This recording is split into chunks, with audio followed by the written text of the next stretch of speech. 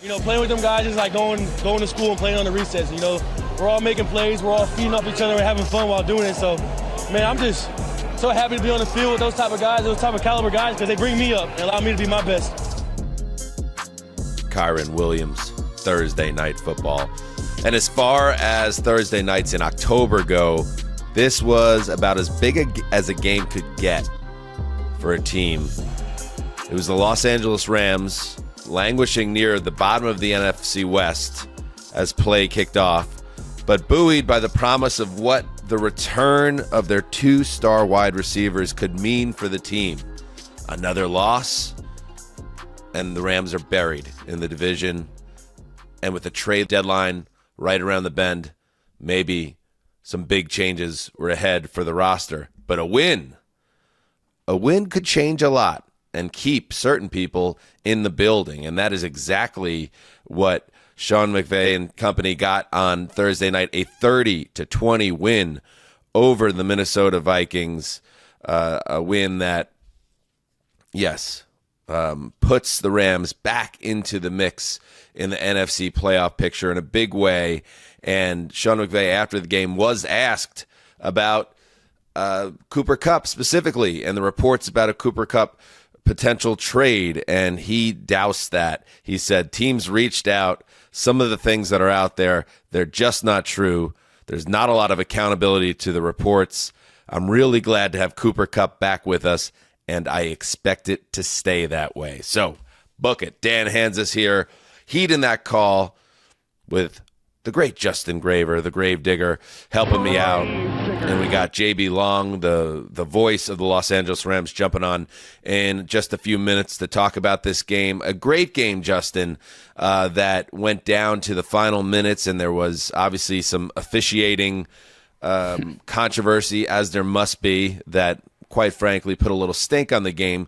But before we get to that, Justin, a really big win for these Rams. And the combination of Puka Nacua and Cooper Kupp accounted for a ton of yardage, touchdowns, and made Matthew Stafford look once again like an elite quarterback. So pretty good night at the office for the Rams. I think something that stands out insane to me is that Matthew Stafford had 3 passing touchdowns coming into this game on the season, and he threw for 4 touchdowns tonight. Yes. What a difference it makes when you have your top skill players available to you. I mean, it's basic and simple, but it's so true. And Puka Nacua was surprisingly active for this game. He was designated to return from IR earlier in the week, but it was late in the week, and it was okay, we'll see. Probably not going to be back for Thursday. They'll get another 10 days off before they have to bring him back.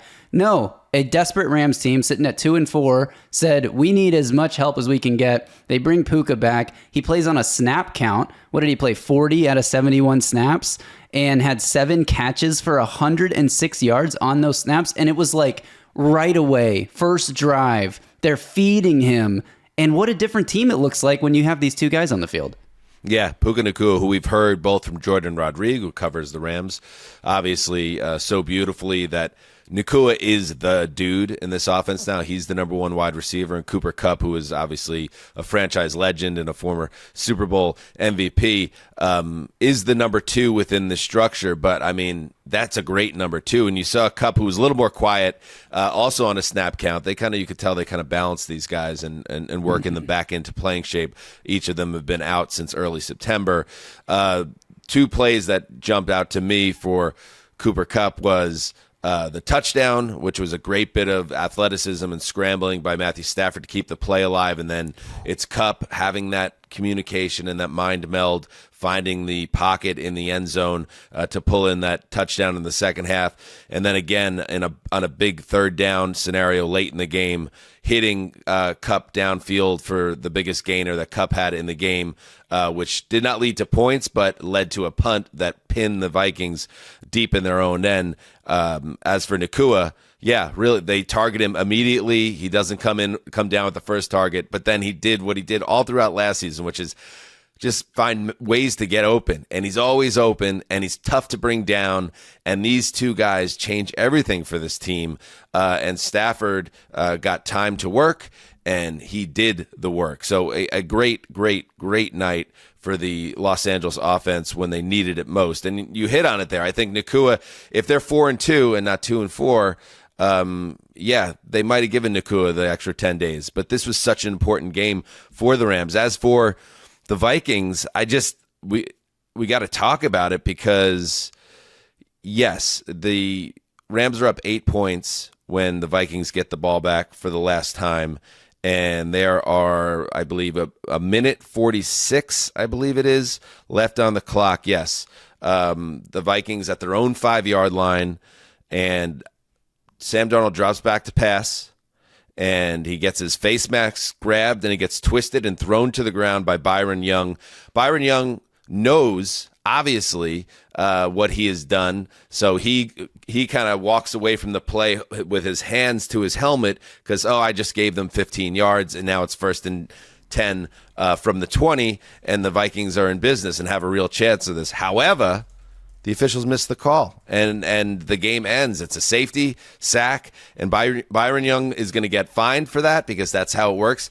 But he's also going to be credited with the game-winning sack safety. And pull up that tweet, Justin. There's a great view. It was a tweet that was sent out by Mighty Matt on Twitter.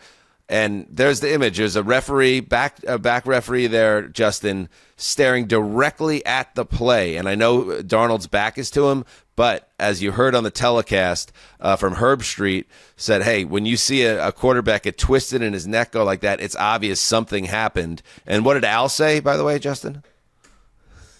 And Viking fans are going, what the hell? What the hell, indeed. So I don't want to say that the Rams won because of that, because that's certainly not the case. But what a killer way for the Vikings to have that game sealed. Just unfair. I mean, if it's 1st and 10 at the 20-yard line with 1:36 to play, that's a lot different scenario. You got Justin Jefferson. Yeah, you have no timeouts, but this is a Vikings offense that's been pretty good all year, if not very good. One of the best receivers, if not the best receiver in the game. And yeah, they can do things to take him. The best, sure, let's say it. The best receiver in the game.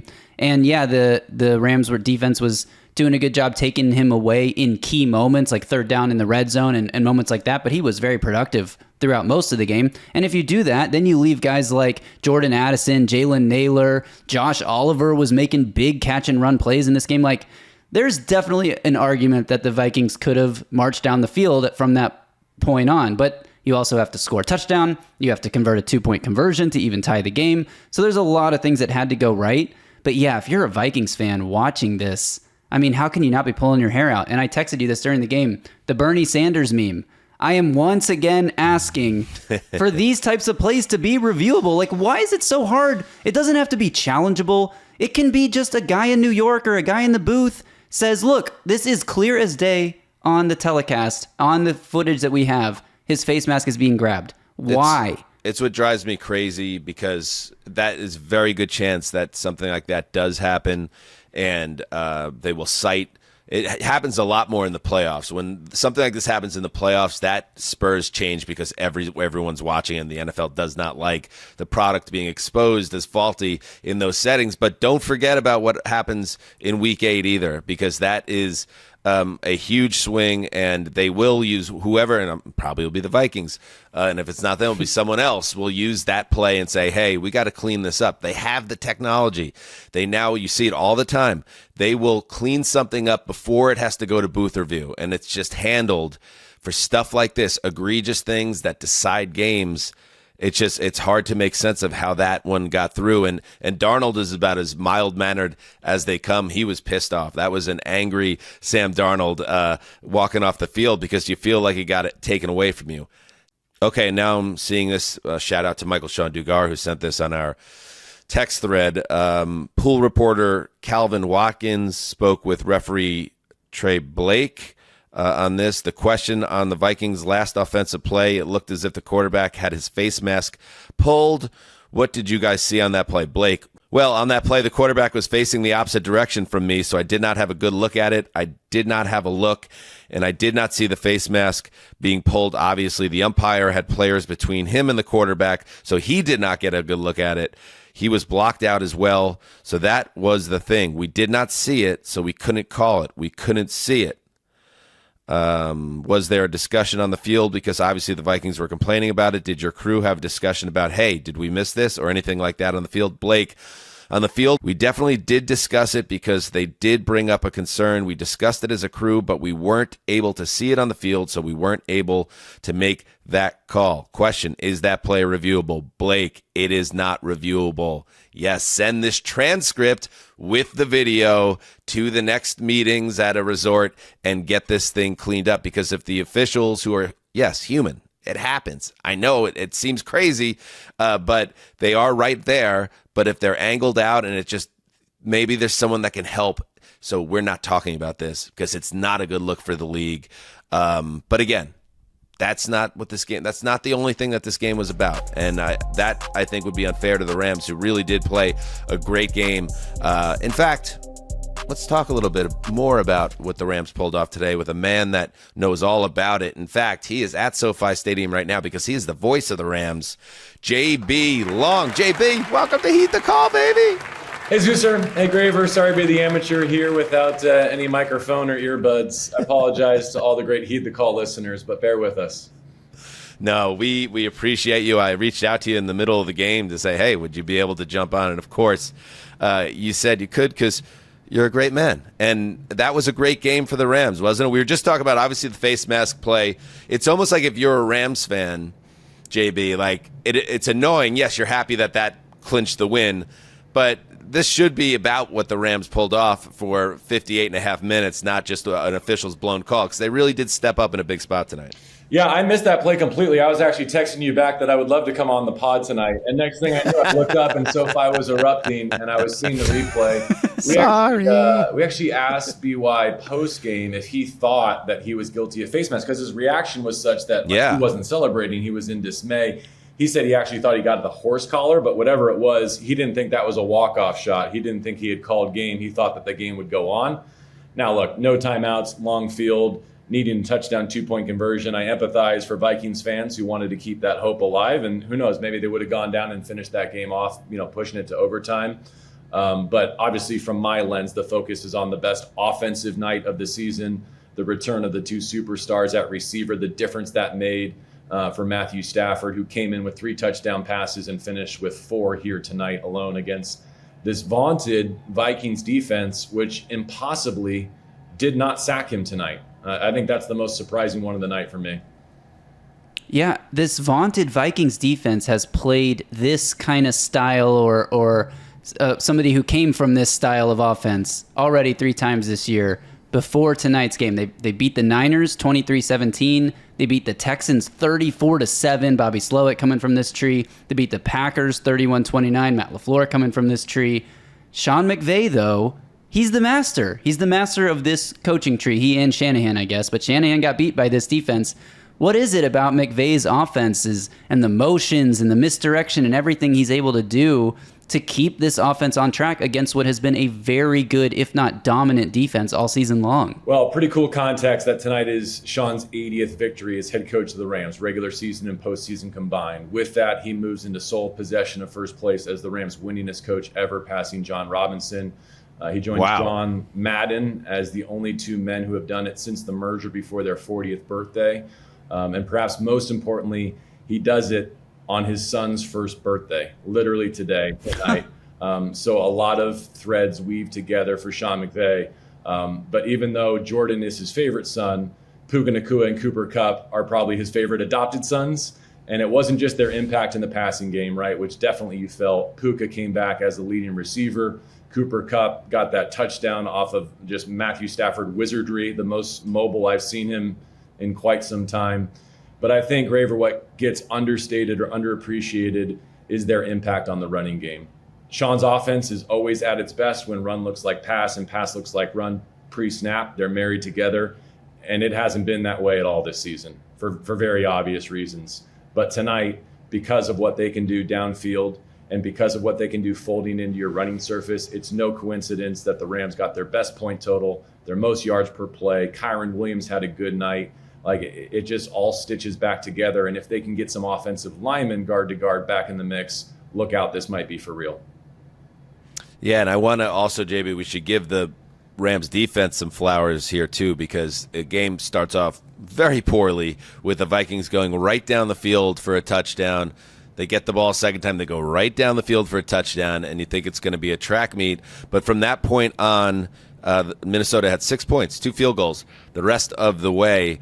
So obviously Los Angeles figured something out as this game went along, and one big play that jumped out to me was Verse putting the clown suit on Quisenberry, who came in for Darrisaw, who went out at the end of the first half. A really, really concerning injury for the Vikings, by the way. Christian Darrisaw, the left tackle, on a play where maybe they should just been kneeling on the ball in the first place, and I'm sure that's going to stick with O'Connell as he tries to go to bed tonight. But Verse has that sack that blows up the penultimate drive for Minnesota, and in general, the LA defense, it really was a complete effort from this team tonight. Yeah, 3 straight games they've scored on defense now after not doing it since like Christmas of 22. I know tonight's was in question because of the safety, but still immensely consequential. I do think Darrisaw's injury was maybe the most important thing that happened tonight, both in terms of the outcome of this game and potential long-term ramifications. This has undoubtedly been a roller coaster of the first 2 months of the season for the Los Angeles Rams, especially on defense. They've been wobbly in the kicking game. They've been murky on offense. They've been porous on defense, but the one constant, the most constant thing you can say about the 2024 Rams is they are wreaking havoc in opposing pockets, and they're doing it almost predominantly with first and second year pass rushers. That is not a bad place to hang your hat in the post-Aaron Donald world. Consider that we're not even a year removed from the retirement of the greatest player in franchise history, and the Rams are generating more pass rush and more pressures now than they were this time a year ago or even 2 years ago, the last 2 years of Aaron's career. Obviously, they didn't get better by subtracting the GOAT. I'm not saying any of that nonsense, but I'm saying the plan that they laid out for the potential moving on or moving beyond Aaron Donald's impact, it could not have gone better in terms of the players they've drafted, from Kobe Turner last year and Byron Young to Jared Verse and Braden Fisk this year. Yeah, and I think part of the frustration, if you're a Rams fan, was you knew Nacua was a special player based on how last year went. So the way this summer played out and the knee issue, and then for Kupp to go absolutely nuts week 1 and then immediately go on the shelf after that, there was this idea like, man, there's a team here. And then this is a team that finished strong last year to get to 10 wins in the playoffs. Do you look at this team as having that ability to go on a similar run now that they have these pieces back? I do, and I have to tell you, I would have said that even if they had lost tonight. Beating the Raiders was a must. They did that on Sunday.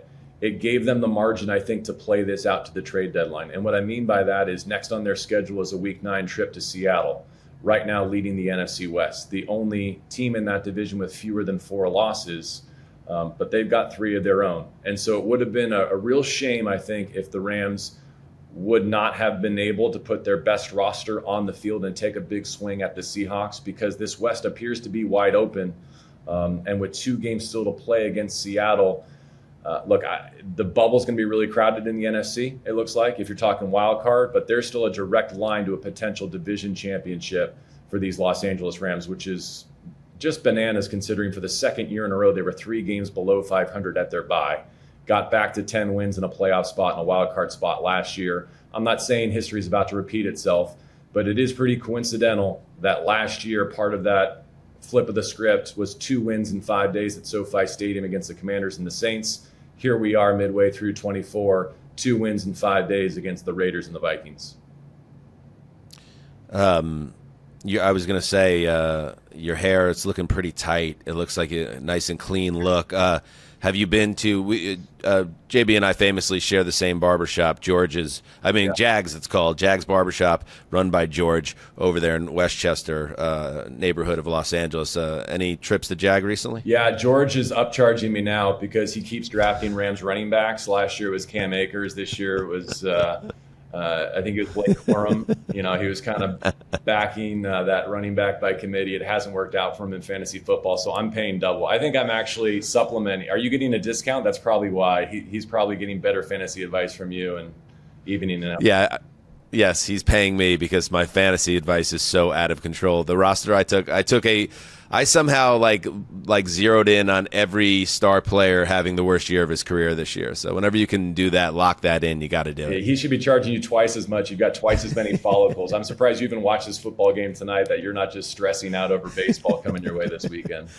I am. I'm trying not to think about it. And what do you do now? Because I know what it's like, that building. You wait out the traffic. Are you important enough within the organization that you get some type of back path out of the building, or what's the play there? I am not. I take the long walk and I wait for the cones to be picked up out there, so that I can turn left on Manchester and do my thing. It's going to be at least another half an hour. So thank you for helping me pass the time. I appreciate it. Graver and Dan, love you guys. JB, thank you so much, and look forward to hearing more of your iconic calls and the Rams on the rise down the stretch. All right, see you, buddies. Thanks. Thanks, JB.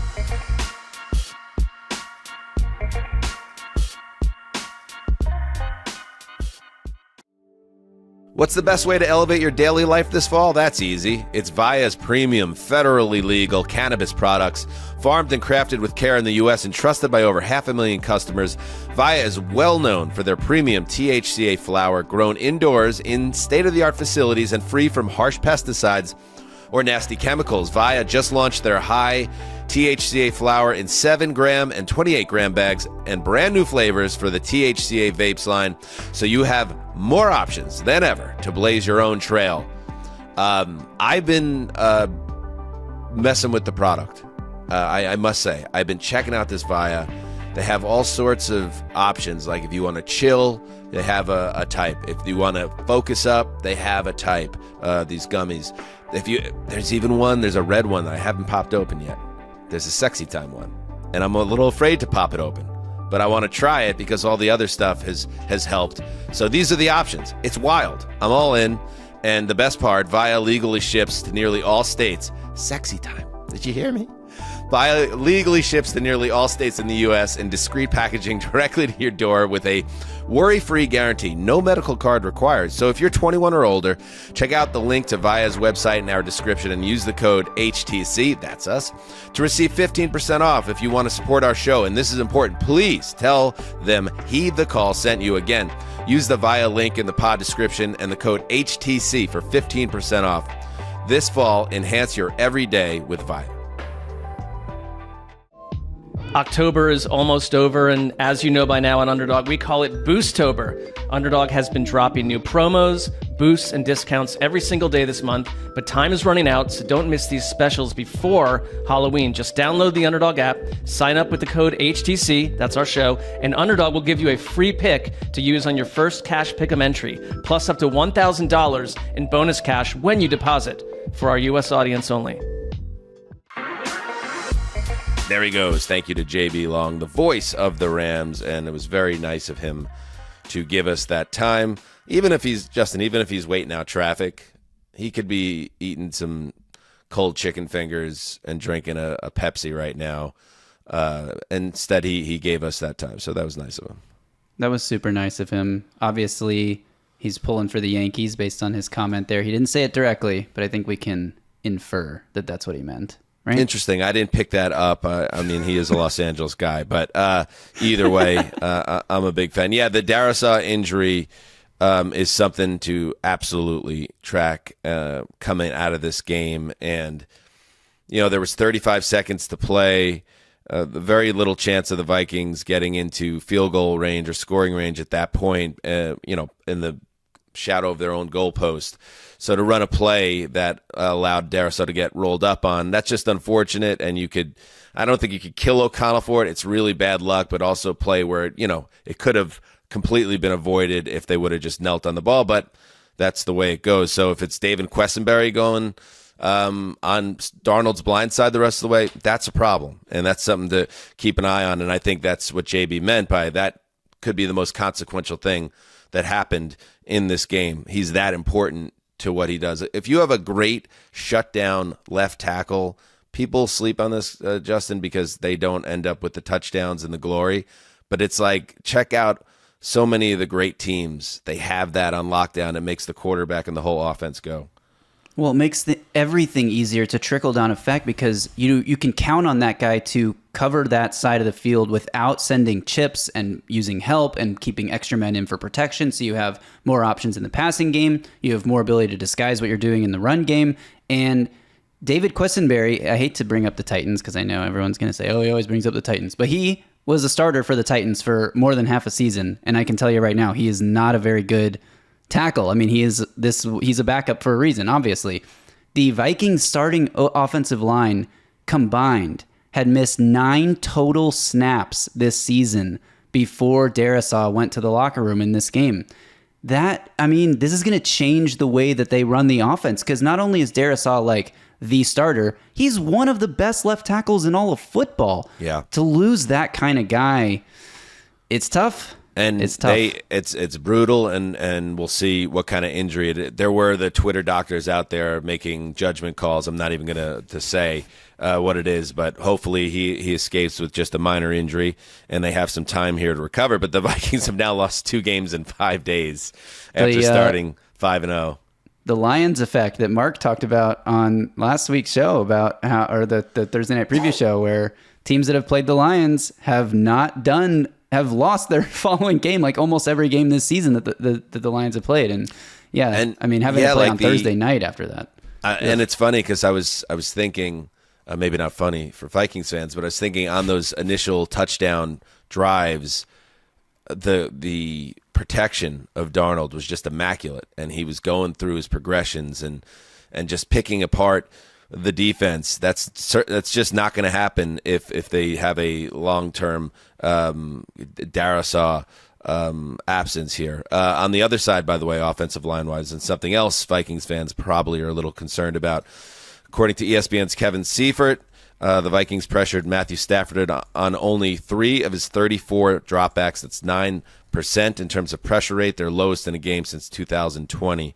They just, they have to get after the quarterback better, and let's bring this in. Let's bring this in for a landing. Justin, what do you got? So there was a play that happened with 12:57 left in the fourth quarter, with the Vikings trailing 21-17. Sam Darnold steps up in the pocket beautifully, throws a laser over the middle of the field to a wide open Jalen Naylor on 3rd and 4. Mm-hmm. If he catches this ball, the ball doinks right through his hands. Easy catch. He doesn't catch it. Vikings have to settle for a field goal, makes it 21-20. Instead of, they convert that play. Who knows what happens from there? They had a nice drive going, a lot of momentum. They convert that 3rd down. They're in scoring position. If they score a touchdown on that drive and go up 24-21, may change how the Rams call their next drive. Maybe they have to be more aggressive. Who knows how the rest of the game goes, but that play to me just stood out as a major turning point. It was a nice play by Darnold. He found the open guy, and his receiver let him down. Absolutely. I'm glad you pointed that out, because that real, you don't know if they would end up going in the end zone. I mean, Naylor could have scored on that play. He had some real estate in front of him. At the very least, it was probably going to be 1st and goal for the Vikings. It ended up, that was a most likely, or a very good chance, that was a 4-point drop when you do the math on it, and that's killer. My last point is more, let's go to Dan's strategy corner. And like, if I was a head coach, this is something that I would... Ooh, strategy. Exactly, me. This is something that I would try, and I don't see any teams trying it, or if they have tried it, I've missed it. But if I'm a head coach and I'm up 1 point, as the Rams were in this game, and it's inside, let's say, 7 minutes to play in the fourth quarter, and then I score a touchdown, and now I'm up 7 points, I am absolutely going for 2. And Sean McVay did not. He kicked the extra point. It puts them up 8. And yes, that's a nice place to be, because now the other team has to score the touchdown and get the 2-point conversion. However, if you make the 2-point conversion, the game is over, because you're up 9 and you're up 2 scores. And even if I miss, I'm up 7. And there's a pretty decent chance that if I give up a touchdown, that coach is just going to send out his kicker to tie the game. So in terms of opportunity cost, I feel like going for 2 there is the play. Is that something that you've seen? Have I unlocked something? Should I be the next coach of the New York Jets? These are all questions I have. yes to the last question for sure, just because that would be great content for this podcast. I don't know if I've ever seen it. I can't say that I have seen it. I mean, does it make is sense a at all to potential- you? Because I feel like it's kind of, especially like when we're in a world where if you're down 14 points now, coaches have been trained to go for two twice or whatever. It's like, if we've signed off on that as something that's logically sound for the math nerds, how is this not winning that math test? I mean, I'd love to know. You'd have to look at I don't know, because they usually use historical precedent to determine like your odds and your winning percentage and all that. And I don't know if anyone's ever done this before, but obviously a 9-point lead at that point, the upside is you win the game immediately. The downside is the psychological factor. You go for it, you don't get it. Now it's a 7-point game. When the other team scores, that coach is like, man, this guy just tried to do that to me. Well, him. I'm going to go for 2 now and win the game on this play to show him that he should have kicked the field goal. But also, he could miss that 2-point conversion if he's in FU mode and he's not thinking soundly, and then you win anyway. True. I mean, I'm just throwing all these things out there. It does seem like a pretty good strategy, especially if you're a coach like Sean McVay and you have a quarterback like Matthew Stafford and Cooper Kupp and Puka Nacua, and you have a play call that you feel great about. I'm worried, Justin. Now I'm worried this has happened like 7 times, including in the most recent Super Bowl, and it's just going to be getting bombarded with people calling me an idiot. But if it has happened a lot, great, and I'm glad that I'm on the right side of history. And if it's not happened at all, I would like to be the change that you want to see in the world. You know what I'm saying? Kenny Rogers. Feel like, yes, absolutely. Yeah, Kenny Rogers said that first. All right. Good stuff. We'll be back on Friday morning. If you go to patreon.com/heed the call, you will have access to the draft with me, Connor, and Justin. Sunday, we'll have a recap of every Sunday game. The flagship show, of course, check that out. And yes, also cycling back to the old Patreon. Bob and I really nerded out for the latest Throwback podcast. If you are a fan of Britpop, if you're a fan of 90s rock, if you're a fan of Oasis, especially, we tried to guess the set list for the Oasis Live 25 reunion, and I'm feeling pretty good about where we came down. So if that's something at all interests you, check it out on Patreon exclusively. All right, Justin, you've done great work as always. Thanks, Dan. I miss Mark, but this was cool. Just you and me. It's kind of like private time. It's kind of You fun. could get used to it too, couldn't you? No, I could not. What did you? I saw you put something in Mark's oatmeal. Is that why he's not here right now? Mark is integral to the show. I am but a mere producer. So You are so much more. But thank you so much, buddy, and thank you to JB Long, and thank you to you, the listener/viewer. Till next time, heed the call.